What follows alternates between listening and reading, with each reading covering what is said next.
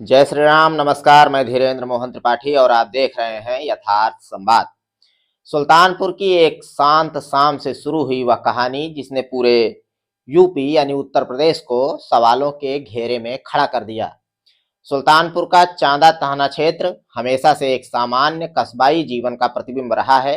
खेतों के बीच बहती ठंडी हवा, मंदिरों की घंटियां, सड़क किनारे चाय की दुकानों पर शाम का शोर और गांवों के बीच संबंधों का भजाल जो एक दूसरे को जोड़ता भी है और उलझाता भी। सब कुछ सामान्य चल रहा था, लेकिन दिसंबर की उस शाम ने पूरे इलाके को एक ऐसे अंधेरे में धकेल दिया जिसे लोग आज भी याद करके कांप उठते हैं।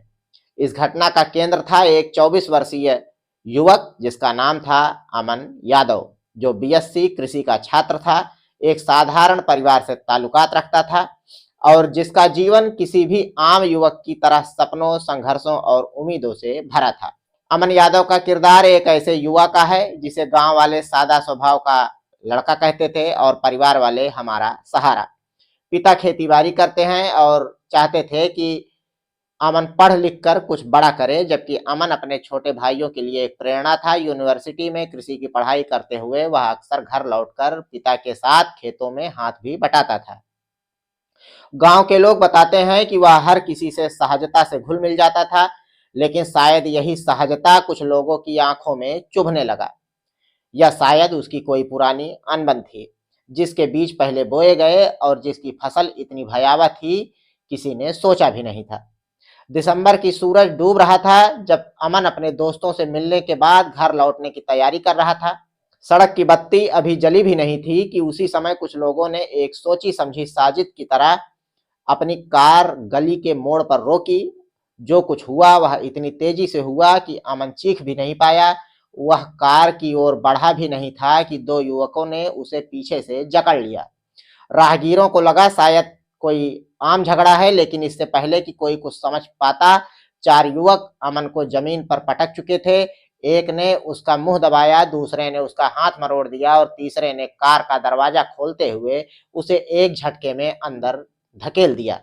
उसके पैरों की आखिरी झटका खाती हरकत सीसीटीवी में दर्ज हो चुकी थी, जो बाद में इस केस का सबसे बड़ा सबूत बनी। कार जोरदार गति से निकल गई और कुछ ही सेकंड में अंधेरे में गायब हो गई। इस इलाके में इस तरह का खौफनाक अपहरण शायद पहली बार हुआ था। अमन की चीखें बंद हो चुकी थी, लेकिन उसकी गुमशुदगी की खबर गांव में आग की तरह फैल गई। परिवार ने पहले उसे कॉल किया, फिर दोस्तों को फोन लगाए, लेकिन कहीं कोई सुराग नहीं मिला। लगभग एक घंटे बाद जब सीसीटीवी फुटेज वायरल हुआ, तब लोगों की रूह कांप गई। किसी ने सोचा नहीं था कि अमन जैसे शांत स्वभाव के लड़के को कोई इस तरह निशाना बनाएगा। उस रात गांव के किसी के घर चूल्हा नहीं जला। महिलाओं के चेहरे पर डर था, पुरुषों के चेहरे पर गुस्सा और बच्चों की आंखों में सन्नाटा। अमन के पिता बार बार सड़क पर आने जाने वालों से पूछते कि क्या किसी ने सफेद कार जाते हुए देखी, क्या किसी ने झगड़ा सुना, या क्या किसी ने पहचानने की कोशिश की।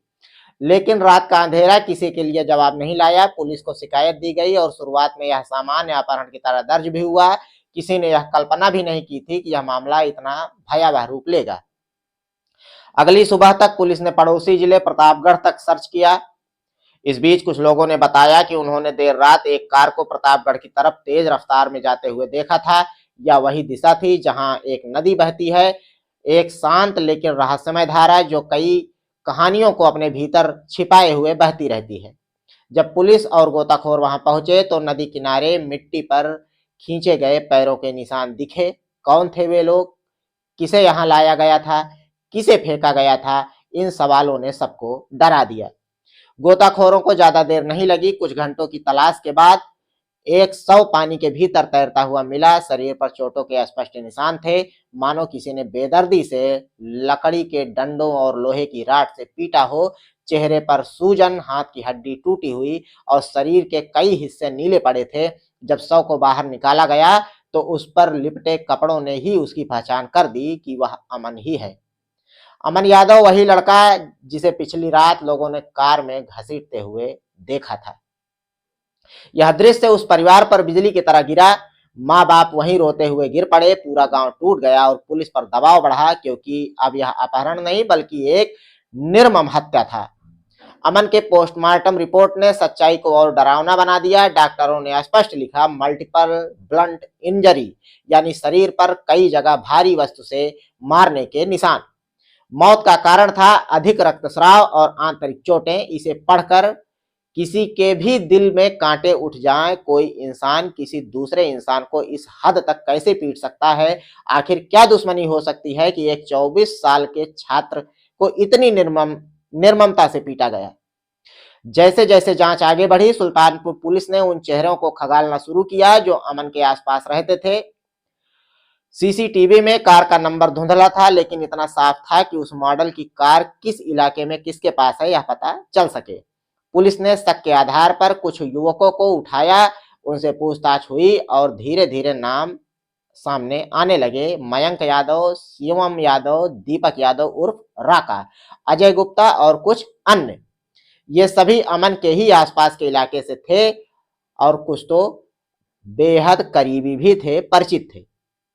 शुरुआती जांच में जो बातें सामने आई उसने गांव के लोगों को और हैरान कर दिया। पुलिस सूत्रों का कहना था कि यह मामला किसी छोटी बहस, व्यक्तिगत विवाद या पुरानी रंजिश से संबंधित हो सकता है। यह भी संभावना जताई गई कि अमन और आरोपियों के बीच किसी बात को लेकर पहले से भी तनाव हुआ था। कुछ चर्चाएं यह भी बताती हैं कि किसी लड़की से जुड़े विवाद या गलतफहमी को लेकर तनाव बढ़ा था, लेकिन अभी तक पुलिस ने इसे आधिकारिक रूप से स्वीकार नहीं किया। हालांकि इतना तय था कि यह हत्या कोई अचानक लिया गया फैसला नहीं था। इसमें योजना थी, क्रूरता थी और कहीं न कहीं बदले की आग थी। गांव के बुजुर्ग बताते हैं कि आरोपियों में से कुछ पहले भी छोटे मोटे झगड़ों में शामिल रहे थे, लेकिन किसी ने यह नहीं सोचा था कि वे एक युवक को अपहरण कर इतनी बेरहमी से मार देंगे। अमन के पिता ने एक इंटरव्यू में सिर्फ इतना कहा कि हमारा बेटा किसी से दुश्मनी नहीं रखता था। हमारा बेटा किसी का क्या बिगाड़ा था? यह सवाल आज भी हवा में तैर रहा है। अमन के घर के बाहर सैकड़ों लोगों की भीड़ जमा थी। हर कोई मांग कर रहा था कि हत्यारों को फौरन गिरफ्तार किया जाए, उसके घर गिराए जाएं, यानी बुलडोजर चलवाए जाएं, उन्हें सख्त सजा मिले। परिवार ने तो यहां तक घोषणा कर दी कि जब तक गिरफ्तारी नहीं होगी, न्याय की गारंटी नहीं दी जाएगी, वे अंतिम संस्कार भी नहीं करेंगे। भीड़ बढ़ती जा रही थी, लोगों का गुस्सा भड़क रहा था, प्रशासन पर दबाव कई गुना बढ़ रहा था। उधर पुलिस पर सवाल भी उठ रहे थे। क्या यदि पुलिस ने तुरंत और कुशलता से कार्यवाही की होती तो अमन को बचाया जा सकता था? यह यक्ष प्रश्न भी खड़ा हो रहा था। क्या अगर अपहरण होते हुए नाकेबंदी बढ़ाई जाती तो क्या कार को रोका जा सकता था? क्या पुलिस की शुरुआती लापरवाही ने अपराधियों को मौका दिया? यह सब अब जांच का हिस्सा है।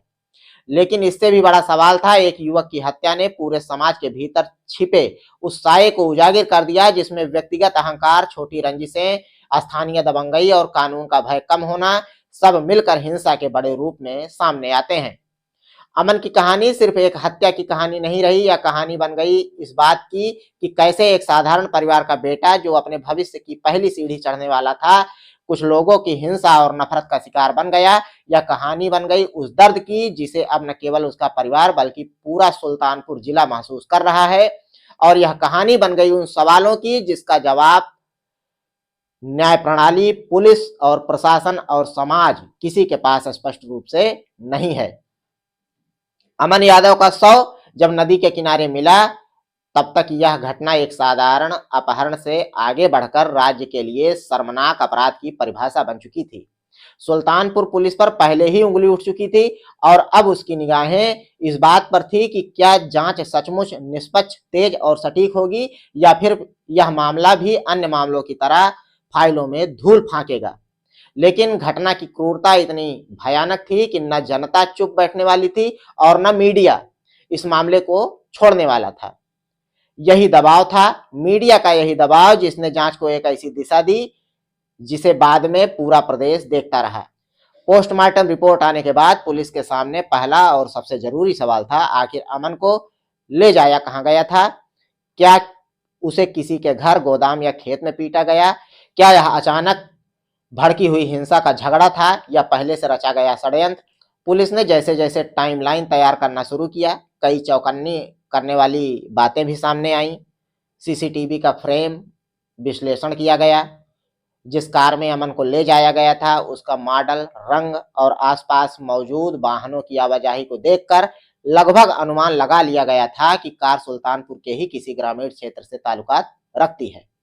पुलिस को संदेह था कि यह कार स्थानीय युवकों की हो सकती है, जिसके नाम पहले भी छोटे-मोटे विवादों में सामने आए थे, लेकिन इस मामले में सबसे निर्णायक सूत्र बना कार की गति और दिशा।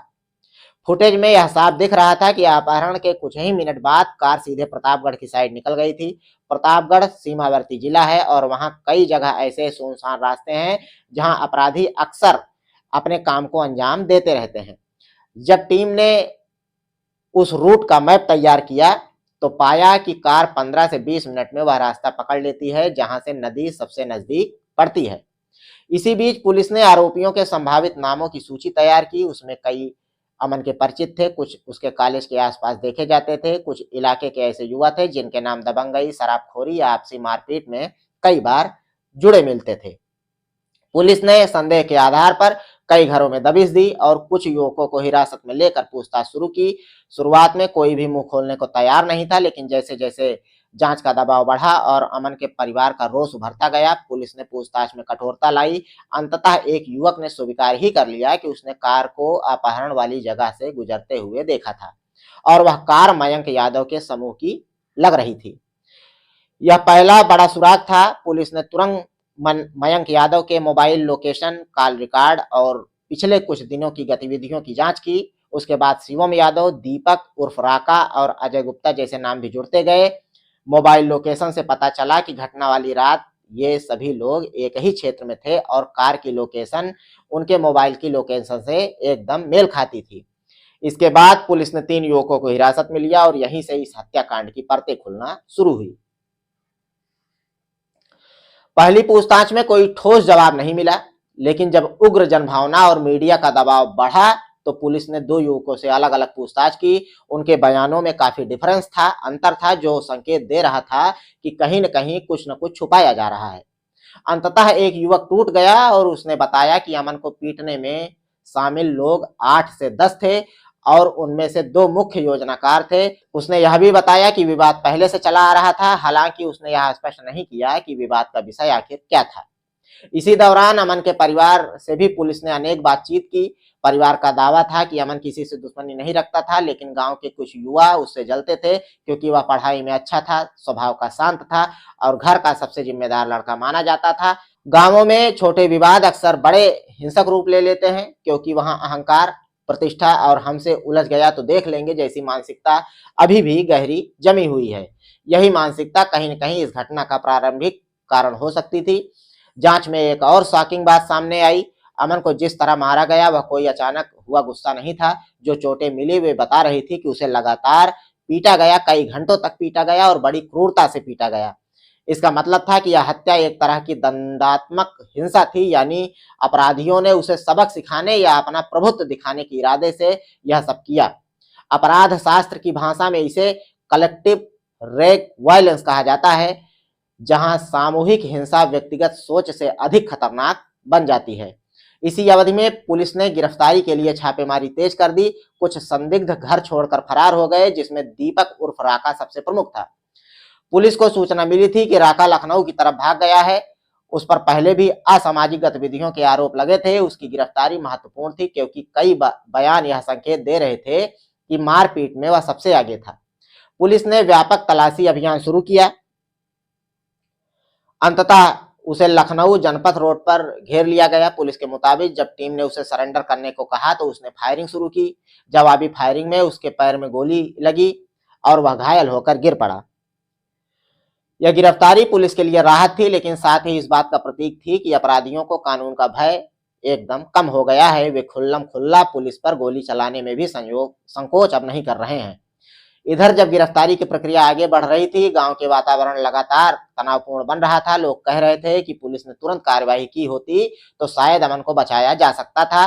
कुछ लोग यह भी बात कर रहे थे कि पुलिस ने शुरुआती सूचना को गंभीरता से नहीं लिया। यही दबाव था जिसने अधिकारियों को कठोर कदम उठाने पर मजबूर किया। बाद में चांदा थाना क्षेत्र के कोतवाल सहित कई पुलिसकर्मियों को निलंबित कर दिया गया, जिन्हें इस मामले में लापरवाही का दोषी माना गया था।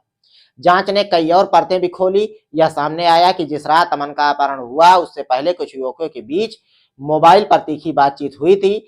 पुलिस ने कॉल रिकॉर्ड जब्त किए और पाया कि कुछ युवकों के बीच झगड़े और गाली गलौज वाले कॉल हुए थे। इससे संकेत मिल रहा था कि किसी बात को लेकर आवेश बढ़ा था और उसी गुस्से में यह पूरी घटना को अंजाम दिया गया। हालांकि पुलिस अभी भी इस बात को स्पष्ट नहीं कर पाई है कि अंतिम ट्रिगर पॉइंट क्या था, यानी वह सटीक बात जो इन सभी आरोपियों को एक साथ लाने और इतनी क्रूर हिंसा करने के लिए प्रेरित कर गई। लेकिन यह स्पष्ट था कि अपराध में शामिल युवा स्वयं को स्थानीय दबंग समझते थे और उन्हें विश्वास था कि क्षेत्र में उनकी पकड़ इतनी मजबूत है कि किसी को चुनौती देना अब आसान नहीं होगा। यह मानसिकता सिर्फ इन युवाओं की नहीं है, यह उत्तर प्रदेश के कई क्षेत्रों में फैले अपराध और सामाजिक संरचना का हिस्सा है। ग्रामीण क्षेत्रों में सत्ता का स्थानीय समीकरण अक्सर जाति, पारिवारिक प्रतिष्ठा और आर्थिक दबदबे पर निर्भर करता है। जहां पुलिस की पकड़ कमजोर हो, वहां अपराधी तत्व खुद को कानून से ऊपर समझने लगते हैं। यही मानसिकता अमन के मामले में भी दिखाई दी। अपराधियों को लगा कि वह एक युवक को अपहरण भी कर सकते हैं और मार भी सकते हैं, और अगर चाहें तो उसका शव भी गायब कर सकते हैं। यह व्यवस्था के पतन का सबसे दुखद उदाहरण है। जांच के दौरान और दिलचस्प पहलू यह रहा कि आरोपियों ने अमन को प्रतापगढ़ ले जाकर नदी में फेंकने का निर्णय आखिर क्यों लिया। पुलिस सूत्रों का कहना है कि उन्होंने लगा कि जिला बदलते ही मामला जटिल हो जाएगा और समय मिलते ही वे कहीं और भाग जाएंगे। नदी में फेंकना इसलिए उन्होंने चुना कि शरीर दूर बह जाएगा और पहचान में देरी होगी। लेकिन उन्होंने यह नहीं सोचा था कि पोस्टमार्टम की चोटें सत्य को उजागर कर देंगी और सीसीटीवी फुटेज उनके बच निकलने के मार्ग को पूरी तरह बंद कर देगा। इस दौरान अमन का परिवार लगातार प्रशासन पर कार्यवाही का दबाव बना रहा था। मीडिया भी दबाव बना रहा था। परिवार ने सार्वजनिक रूप से कहा कि वे अंतिम संस्कार तभी करेंगे जब अपराधियों की गिरफ्तारी हो जाएगी। सरकार उन्हें न्याय का आश्वासन देगी। बढ़ते तनाव को देखते हुए जिला प्रशासन हरकत में आया। जिलाधिकारी और पुलिस अधीक्षक ने परिवार से बातचीत की, मुआवजे और सुरक्षा का आश्वासन दिया और कठोर कार्यवाही का वादा किया। तब जाकर कहीं न कहीं अंतिम संस्कार संभव हो सका। अमन यादव हत्याकांड की जांच यह दिखाती है कि कैसे एक अपराध केवल एक घटना नहीं होता, वह समाज, प्रशासन, राजनीति और मनोविज्ञान की कई परतों से जुड़ा हुआ होता है। इसमें अपराधियों की हिंसक मानसिकता, पुलिस की शुरुआती सुस्ती, ग्रामीण समाज की बंद संरचना, स्थानीय सत्ता समीकरण और युवाओं के बढ़ते आपराधिक झुकाव के जैसे कई तत्व दिखते हैं। समाजशास्त्रियों का मानना है कि बेरोजगारी, शिक्षा की कमी, शराब और नशे की उपलब्धता और सामाजिक निराशा भी कई युवाओं को हिंसा की ओर धकेलती है। यह मामला भी उन कारणों की एक मिश्रित उपज प्रतीत होती है।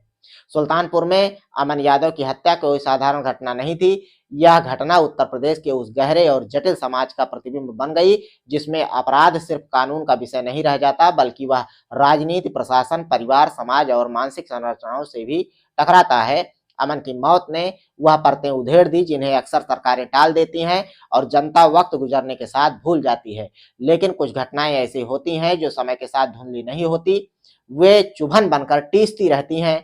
अमन यादव का हत्याकांड भी वैसा ही है। जब अमन के शव को नदी से निकाला गया, उस वक्त सिर्फ एक परिवार नहीं टूटा, पूरा सुल्तानपुर मानो टूट गया था। कोई नहीं समझ पा रहा था कि आखिर एक 24 वर्षीय युवक जो न किसी गैंग से जुड़ा था, न किसी आपराधिक पृष्ठभूमि से हो, उसे इस तरह अपहरण कर मार देने के पीछे कैसी मानसिकता काम कर रही थी। यह घटना उत्तर प्रदेश की कानून व्यवस्था की उस भयावह सच्चाई को उजागर करती है जिसे अक्सर विकास, निवेश और सुरक्षा मॉडल की चमकदार भाषा के पीछे छिपा दिया जाता है। तो मिलते हैं साथियों फिर किसी खबर में। देखते रहें यथार्थ संवाद। कृपया चैनल को लाइक करें, सब्सक्राइब करें और शेयर करें। जय श्री राम, नमस्कार।